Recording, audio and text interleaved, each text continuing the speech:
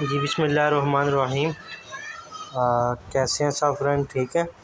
आज इस वीडियो में मैं आपको बताऊंगा इकोनॉमिक्स 401 के रिलेटेड मैं आपसे डिस्कशन करूंगा। इसका जो पेपर हो रहे हैं 2021 के, इसमें मतलब जो हो रहे हैं यकम 9/2021 से लेके जो इसके अभी तक 9/2021 तक जो इसके पेपर हो चुके हैं, जो 15-20 पेपर मैंने देखे हैं, इसके मतलब मैं आपको इंशाल्लाह डिटेल से मैं आपको इस वीडियो में बताऊंगा। ठीक है। तो पहले मैंने इंग्लिश की वीडियो अपलोड कर चुका हूँ, सीएस की कर चुका हूँ, अब इकोनॉमिक्स की कर रहा हूँ। तो आप सबसे रिक्वेस्ट है कि मेरे चैनल को सब्सक्राइब करें, वीडियो को लाइक करें और एक अच्छा सा कमेंट वीडियो को देख के आप इंशाल्लाह ज़रूर दें।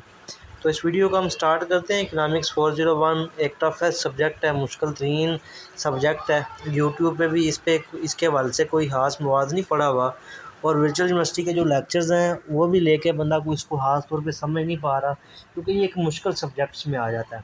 ठीक है।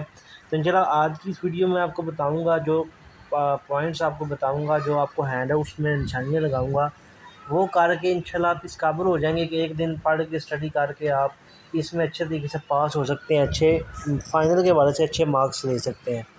तो आपने इस वीडियो को एंड तक देखना है, मुकम्मल देखना है, गौर से देखना है, कोई पॉइंट मिस नहीं करना। ठीक है। पॉइंट टू पॉइंट इंशाल्लाह हम चलेंगे इस वीडियो में, तो आपको मुकम्मल तौर पे इस वीडियो के मतलब डिटेल्स इस वीडियो में मिल जाएंगी। तो वीडियो को शुरू करते हैं।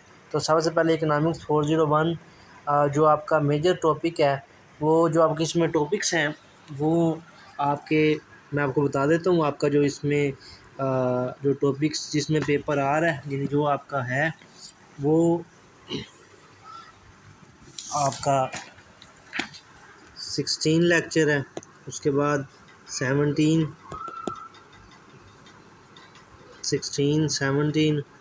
18, उसके बाद 19, 21, 22, 24, 25, 28, 29, 30,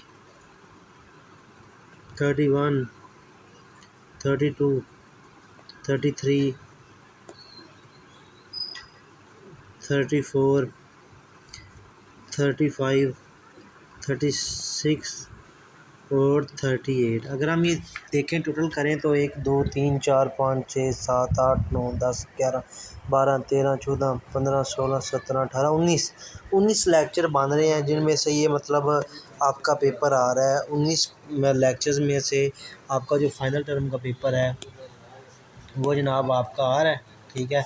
तो मेरा ये इसका कल पेपर हुआ, कल 6 बजे का मेरा टाइम था। तो मैंने काफ़ी पेपर्स भी मैंने इकट्ठे किए हैं कि जिसके रिलेटेड इसका पेपर आ रहा है, सीएस का, इकोनॉमिक्स का। ठीक है। तो इसके जो मेरे थे वो तकरीबन 32 क्वेश्चंस थे। इसका जो पैटर्न है, पेपर पैटर्न, ये मैं आपको बता देता हूँ। इसका जो पैटर्न है वो तकरीबन 32 इसके क्वेश्चन थे, जिसमें से 27 इसके एमसीक्यू थे। ठीक है। एक 2 नंबर का सवाल था, 2 नंबर का क्वेश्चन था, और इसके बाद 2 3 नंबर के क्वेश्चन थे, और इसके बाद 2 5 नंबर के क्वेश्चन थे।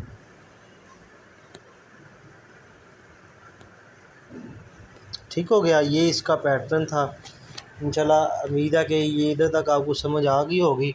मेन जो चीज़ें हमने टॉपिक कौन से करने हैं और इसका पैटर्न क्या है, ये यहाँ तक आपको इसकी समझ आ गई होगी। मैंने लिख के आपको बता रहा हूँ कि इकोनॉमिक्स का आपने कैसे करना है। इंशाल्लाह ईज़िली आपका कवर हो जाएगा, आप ईज़िली इसमें कामयाब हो जाएंगे। ठीक है। तो हम आगे चलते हैं। अब हमने करना क्या है हैंड आउट से। ठीक है। तो हैंड आउट्स में हम अब चलते हैं। तो हैंड आउट्स में आप ऐसा कर लें कि आप हैंड आउट्स खोल लें अपने।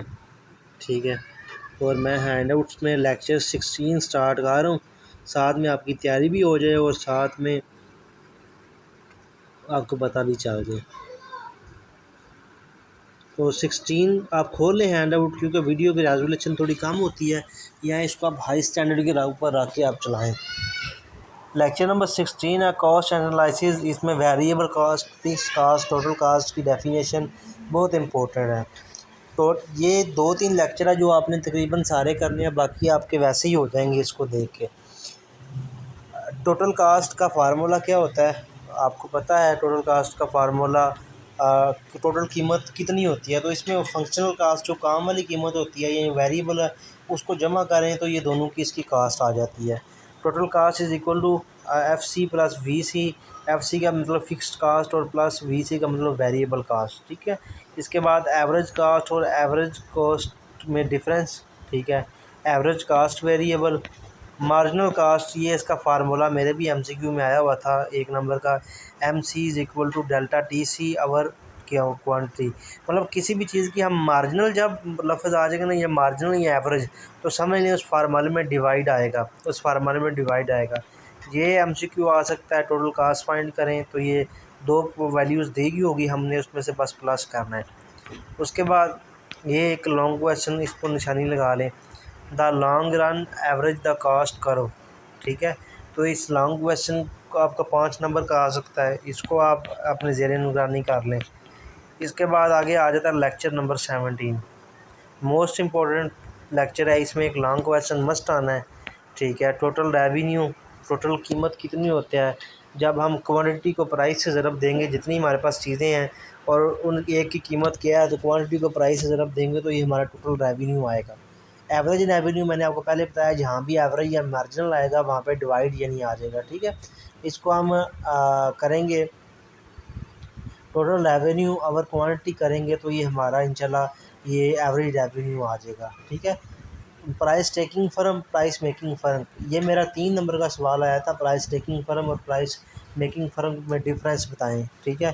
तो ये आपने लाजमी कर लेना है। उसके बाद यहाँ पे आपको एक आएगा कि ये देखें, ये जो टेबल है ये आप लाजमी कर लीजिएगा। ये बड़ा इजी टेबल है, बस फार्मूला रखें, वैल्यूज़ पुट्स करें तो आपको आ जाएगा। अगर किसी को नहीं भी आता तो मेरे पर्सनल में आ जाए, ठीक है, इंशाल्लाह मैं उसको समझा दूँगा, ठीक है। उसके बाद प्रॉफिट का फार्मूला, प्रॉफिट का फार्मूला क्या होता है कि हमने मतलब जो हमारा टोटल पैसा है उसमें जितनी हमारी कास्ट आई है उसमें से वो निकाल देंगे तो हमारे पास प्रॉफिट आ जाएगा, टोटल रेवेन्यू आ जाएगा, ठीक है। उसके बाद टी और टी आर और टी सी से एम आर और एम सी कैसे निकालते हैं। तो एक बात हमेशा याद रखें, जब हम टी आर का डेरिवेटिव लेते हैं तो उसका एम आर आ जाता है और टी सी का डेरिवेटिव लेते हैं तो एम सी आ जाता है। ये इतना स्टडी करने की बजाय आप छोटा सा पॉइंट याद रख लें, आपका ये सारा कवर हो जाएगा। ये आपका 17 लेक्चर भी मैंने कवर कर दिया है, इस हिसाब से आप इसको याद अब आपने खुद करना है, ठीक है। ये जो ये जो क्वेश्चन है ना 70 क्यू, ये given the following statement give 72 Q, ये देख लीजिएगा, ये 3 नंबर का क्वेश्चन आ सकता है, बड़ा इंपॉर्टेंट है। और ये क्वेश्चन जो है ये 5 नंबर का बार बार रिपीट होता है, बार बार रिपीट होता है, ये स्टेटमेंट चेंज भी कर देता है। तो इस क्वेश्चन को आप लाजमी देख लीजिएगा। अगर आप ये टेबल कर लेते हैं ना तो ये पिछले 3 लेक्चर आपको कवर हो जाएंगे, 2 लेक्चर आपको कवर हो जाएंगे, ठीक है। मुनापली, इजारादारी, हमेशा याद रखें, इजारादारी होती है, जैसे वापटा है उसकी इजारादारी है, उसकी एक प्रोडक्ट है वो अपनी कीमत को खुद खुद मुख्तियार है, ठीक है। तो ओलिगोपोली क्या होता है? ओलिगोपोली वो होता है जो मतलब जैसे ये फ्यू कंपनीज होती हैं, जैसे सीमेंट, कार्स, इलेक्ट्रिकल एप्लीकेंसेस, ऑयल की इंडस्ट्रीज़ वगैरह, ठीक है, ये इसमें होती हैं। उसके बाद हम आगे अगर चलें तो आगे हमारे पास ये जो जो इम्पोर्टेंट चीज़ लगती जाएगी, मैं आप मार्केट स्ट्रक्चर की डेफिनेशन कर लेनी है आपने, ठीक है। मोनोपोली की डेफिनेशंस, आगे आएगा इन्फ्लेशन, डेविनेशन, डिफ्लेक्शन, ये को इतना खास कोई इम्पोर्टेंट नहीं है जो मतलब मैं आगे कर रहा हूँ। ओलिगोपोली, ये कोलिशन आपने कर लेना है। कोलिजन ये बड़ा इंपॉर्टेंट है, इसका आपका पेपर में आ सकता है। कोलिजन जब दो या दो से ज़्यादा फर्में आपस में मिल के चलने की एक दूसरे से एग्रीमेंट करती हैं या एक दूसरे को वादा करती हैं, उसको कोलिजन कहती हैं। इसकी 2 टाइप्स होती हैं, कोलिजन ओपालॉजी, नॉन क्लीव ओपालॉजी, इसमें 2 होती हैं। आगे हम चलें जो मैं छोड़ रहा हूँ इसको करने की ज़रूरत नहीं है। ये आई थिंक 23 तो आपके जो है ना वो उसमें नहीं है, कोर्स में ही नहीं है। 24 पे अब चलते हैं हम। 24 पे अब हम आगे, ठीक है। तो इसमें आप कर लें, ये कर्व आपने लाजमी करनी है, supply and demand curve for labour. ये एक दफ़ा इसको लाजमी आपने कर लेना है, ठीक है। और ये formula P V is equal to delta M X I over 1+r का स्क्वायर, ये आपने लाजमी कर लेना है।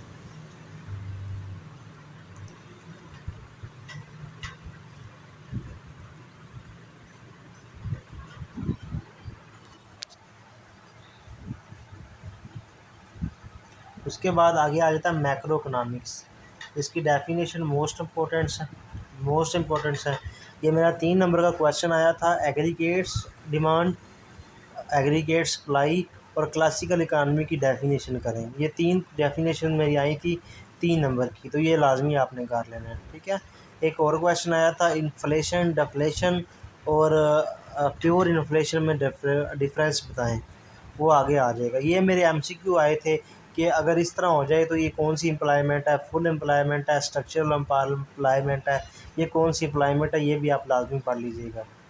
उसके बाद वो ये आ गया 26 आ गया हमारे पास कि कौन से फैक्टर्स होते हैं, लेबर होता है, डिमांड होता है, ये वो, ठीक है। ये वैसे ही आपके टॉपिक में नहीं है, वैसे मैं आपको बता रहा हूँ, इसको करने की ज़रूरत नहीं, बस ज़हन में रख लें, क्योंकि ये सारे लेक्चर एक दूसरे के साथ मिलते जुलते हैं। 28 आ जाए, ये इसमें से आपका एक लॉन्ग क्वेश्चन मस्ट आना है 3 नंबर का या 5 नंबर का, ठीक है। इसको आपने लाजमी रेड करना है। जीडीपी, जीडीपी क्या होती है, आप अपने न्यूज़पेपर में, आप खबरों में जब बजट आता है जो जीडीपी कहते हैं, तो जीडीपी क्या होता है, ग्रास डोमेस्टिक प्रोडक्ट, ठीक है। तो इसकी डेफिनेशन आपने करनी है। एक साल के दरमियान एक मुल्क में जितने भी प्रोडक्ट्स बनती हैं उसको उसकी जीडीपी बोलते हैं, ठीक है। तो जीडीपी को हम ऐड करने के मेथड्स कितने होते हैं, 3 मेथड होते हैं, the product value added method, the expenditure method, the factored income method. तो ये 3 इसको जीडीपी, किसी भी मुल्क की जीडीपी फाइंड करने के उसके 3 तरीके होते हैं, ठीक है। वैल्यू एडिड होता है इसका, एक्सपेंडिचर होता है, फैक्टर्ड इनकम होता है, ये इसके 3 इसके मेथड होते हैं। तो आगे हम चलते हैं, ये फार्मूलाज, ये जो आपको 3 फार्मूला नज़र आ रहे हैं ना, 1 2 3, जहाँ पर भी एन आएगा वहाँ पे माइनस करना है, नेट एन नेट यानी माइनस। इन 3 फार्मूला में से 4 फार्मूला से एक आपका एमसीक्यू मस्ट आना है। बेशक आप पेपर करने के बाद आके देख लीजिएगा, एक इसमें से फार्मूला आपका मस्ट आ जाना है। उसके बाद ये मैंने क्वेश्चन किसी काफ़ी स्टूडेंट्स के देखा कि रियल जीडीपी और नॉमिनल जीडीपी में डिफरेंस, 2 नंबर का सवाल है। प्राइस डिफ़ाल्टर क्या होता है, इसका फार्मूला आप अपने ज़हन में रखें। यानी को 15 से 20 फार्मूलाज बनते हैं इस पूरे लेक्चर्स में, 16-17 लेक्चर्स के। तो ये आपने अपने ज़हन में रखना है, इंशाल्लाह आपके 5 से 7 एमसीक्यू वैसे ही क्लियर हो जाएंगे। ये फार्मूला मस्ट है, इसमें से 3 नंबर का क्वेश्चन भी आ सकता है। तो ये आपने लाजमी आपने अपने ज़हन में रखना है कि इसको आपने किस तरीके से आपने पिक करना है, इसको आपने लाजमी अपने ज़हन में रखना है। उसके बाद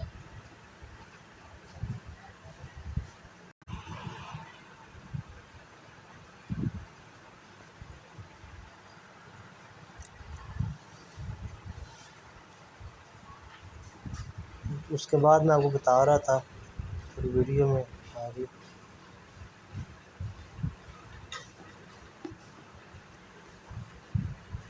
ये चीज़ें लाजमी कर लेनी है, मस्ट कर लेनी, जो मैं आपको बता रहा हूँ। हम 30 पे आ गए थे तकरीबन, ठीक है। तो ये बता रहा था ये प्लस वाला फार्मूला आपने लाजमी कर लेना है। तो आगे चलते हैं हम। अगर कोई चीज़ की समझ ना आए तो वो आप मुझे कमेंट बॉक्स में मेंशन कर दें, ठीक है। इंशाल्लाह वो उसका आपको आंसर मिल जाएगा। चैनल से जुड़िए रहिए, इसका घंटी का बटन ऑन कर दें ताकि नेक्स्ट जो भी वीडियो आए उसमें से इंशाल्लाह आपको आपका मुताबिक आपका नॉलेज और इल्म आपका मिलता जाए। आगे हम चलते हैं, हमारा आगे लेक्चर स्टार्ट होगा।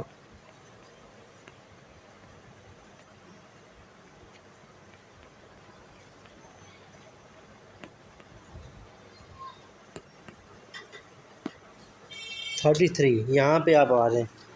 यहाँ पे आप देखें कि कह रहा है कि 4 मेजर प्रॉब्लम क्या होता है किसी भी इकानमी में, मैक्रो इकनॉमिक्स में क्या इश्यूज़ होते हैं।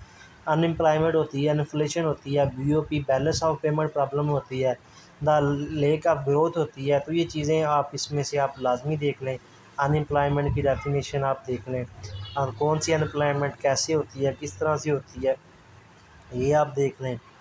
उसके बाद मैं आपको चार्ट नोट से भी एक दफ़ा करवाऊँगा, अभी सिर्फ मैं इसमें आपकी निशानियाँ लगवा रहा हूँ, आपको बता रहा हूँ। आगे the four big macroeconomic issue are their relationship. जो 4 बड़े हैं, मैंने अनएम्प्लॉयमेंट बताया, इन्फ्लेशन बताया। ये इन्फ्लेशन, प्योर इन्फ्लेशन और डिफ्लेशन की डेफिनेशन लाजमी आ जानी है एमसीक्यू में या चार्ट क्वेश्चन में। ये मेजरमेंट इन्फ्लेशन का फार्मूला ये देख लें, इसको सॉल्व कैसे करना टेबल देख लें, ठीक है। उसके बाद इसमें हम आगे चलते हैं।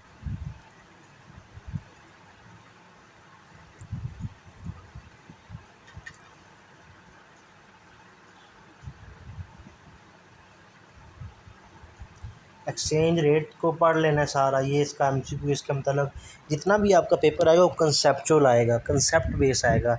मतलब एमसीक्यू में वो तकरीबन कंसेप्ट पूछेगा, किसी भी डेफिनेशन वो डक नहीं दे देगा, उसके मतलब उससे मिलता जुलता आप जब इबारत पढ़ेंगे तो आपने कंसेप्ट अपना कर लेना। जैसे वो हम इसको कैसे हम कर सकते हैं, ये कौन सी प्राइस की कौन सी किस्म आएगी, लिस्ट आएगी, सेकंड आएगी, थर्ड आएगी। अब 2 एमसीक्यू मेरे वो आए थे, ये देखें ना, ये मैंने आपको 4 डेफिनेशन है, इसके मतलब आपसे उसने लाजमी पूछ लेना है। डीवैल्यूएशन, रीवैल्यूएशन, एप्रिसिएशन, डिप्रेसिएशन, ठीक है। ये 4 चीज़ों में से आपके मतलब लाजमी आ जाना है। एक्सपोर्ट क्या होती है, इंपोर्ट क्या होती है किसी मुल्क की, किसी कंपनी को किस तरीके से चलाते हैं, किस तरीके से रन करते हैं, कंपनी का बजट कैसे रखते हैं, कंपनी को कंपनी में जो मेन फैक्टर्स होते हैं वो क्या चीज़ें होती हैं, उसको ज़्यादा से ज़्यादा प्रॉफिटेबल कैसे कर सकते हैं, किसी छोटे से बिज़नेस को भी कैसे रन कर सकते हैं। ये मुकम्मल तौर पे इसमें आपको डिटेल से ये इन्होंने बताया गया, ठीक है। तो ये हमारे तकरीबन 38 लेक्चर तक हमारा था, तो ये लास्ट लेक्चर आ गया। तो इसमें आपने एक चीज़ करनी है, रियल नॉमिनल जीडीपी, इसके मतलब आपने लाजमी कर लेना है, ठीक है। और एक और था वो स्टीवर माइड उसका नाम था, उसके रिलेटेड एक थ्योरी है, वो आप लाजमी कर लीजिएगा, ठीक है। तो उम्मीद है कि आपको इतनी तो समझ आ गई होगी कि हमने कौन कौन से इम्पोर्टेंट चीज़ें इनको याद करना है, इनको रन करना है, ठीक है। इसके रिलेटेड आपको कम्प्लीटली समझ आ चुकी होगी, ठीक है। तो ये मैंने आपको हैंडआउट्स के मतलब टोटल मैंने आपको बता दिया है, टोटल आपको आपको मैंने मार्क आउट कर दिया आपको, ठीक है। अब हम आगे चलें, तो आगे हम जाके इसको देखते हैं कि हमारा जनाब, मैंने आपके लिए एक और चीज़ की है रेडी, ठीक है। ये आपने देख लेना है, ये आपको मिल जाएंगी, यहाँ पे इसका स्क्रीनशॉट ले लें। ये ऑब्जर्वेशन ना, ये मस्ट आ जाने हैं, ठीक है। मैं आपको शार्ट नोट्स से आपको तकरीबन 7-8 लेक्चर्स करवाने लगा हूँ, ठीक है। 10 मिनट में इंशाल्लाह मैं आपको 7-8 लेक्चर कवर करा दूँगा। पीपीपी क्या होता है, परचेजिंग पावर पैरिटी होती है। ये एनईआर क्या होता है, नॉमिनल एक्सचेंज रेट होता है। जीडीपी क्या होता है, ग्रॉस डोमेस्टिक प्रोडक्ट क्या होता है। आरजीडीपी क्या होता है, रियल ग्रॉस डोमेस्टिक प्रोडक्ट होता है। बीओपी क्या होता है, बैलेंस ऑफ पेमेंट होता है। एफआईबीआर क्या होता है, फ्लोटिंग इंटरबैंक रेट होता है। एसपीपी क्या होता है, स्टेट बैंक ऑफ पाकिस्तान। क्यूटीएम क्या होता है, quantity theory of method. CPI क्या होता है, कंज्यूमर प्राइस इंडेक्स। एलएफ क्या होता है, लेबर फोर्स। एलआईसी क्या होता है, लो इनकम कंट्रीज़। एचआईसी क्या होता है, हाई इनकम कंट्रीज़।